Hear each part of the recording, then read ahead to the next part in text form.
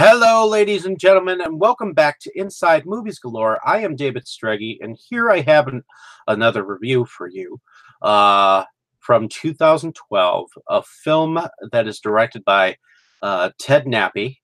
And before Joe DeMuro played Frankenstein's monster and directed Tales of Dracula, which you can find on oldies.com, which involves Wayne W. Johnson from Night of Something Strange much later.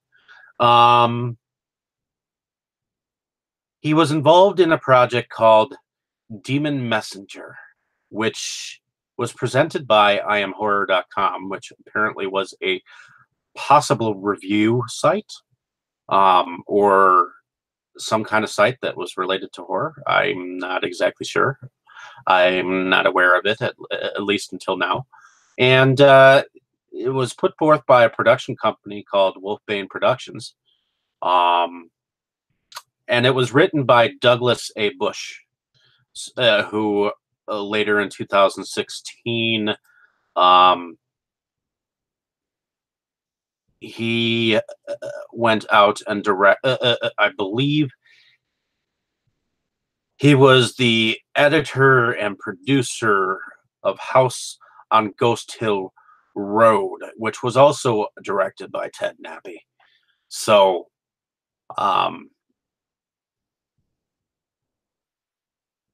Demon Messenger is involving a creature that goes by many names: the Rougarou, the Chayatanka, a Wendigo,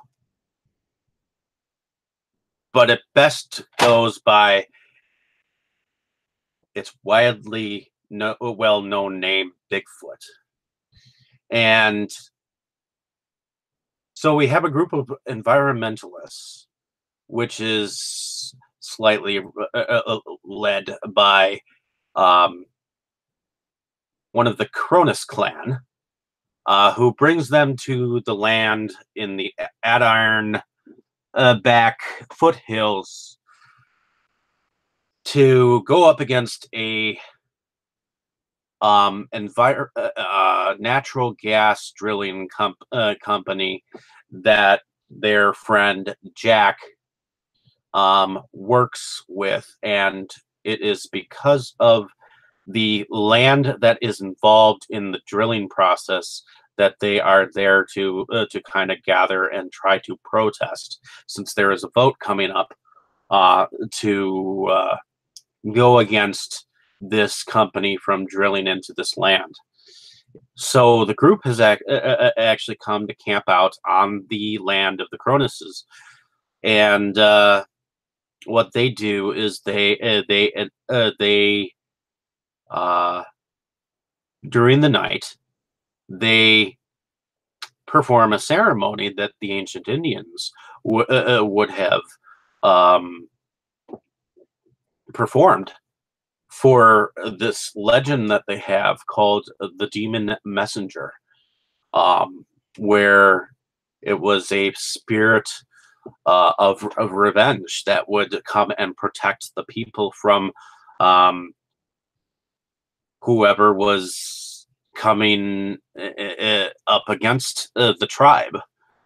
And what they didn't expect is whoever would get in its path would be killed off as well. So this is a film that eventually becomes kind of a creature feature slasher film, where at first I thought this was going to be like a found on footage kind of a film because of the way it was filmed. But then I realized that they were actually trying to film a movie, and the film got better as it went on. I thought that some of the audio could have been made to be heard better. They might have been rushed by time by getting some of the sequences of the film together. But one of the areas where we see one of the brothers of Kira Kronos, who is the environmentalist that I spoke of. Um, Evidently, he is also camping in the woods somewhere with a couple of young ladies. And during the night, he gets attacked um, by said creature. And it is night, and you can barely see what is going on. And that I think that they could have used a little bit better camera for that scene because it was very dark. It reminded me of the film called Hulk, where everything was so dark that you couldn't see anything. So, but as the film went on, you got to see the creature in the daylight, and that's what the um, redeemed the film in that aspect. I think that the creature of the demon messenger, whoever put together the uh, the way the creature was portrayed, his suit, that was definitely awesome. You got to get that part down pat, and I think that that creature was original. I'm assuming that Joe Demura came up with the costume on his own, so wonderful job on that angle. I thought that the sound of the demon messenger was definitely creepy. Um, there was definitely some blood.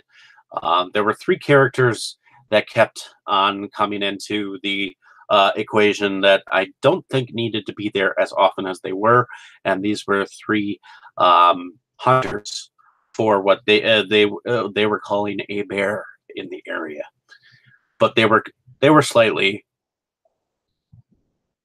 comical in their own right. But I thought that the acting was pretty decent. I don't think you could have found.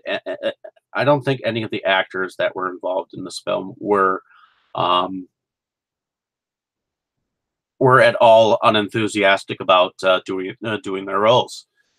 Um, in fact, I was impressed with the guy who played the head of the family, Mike Arcesi, who plays James Cronus.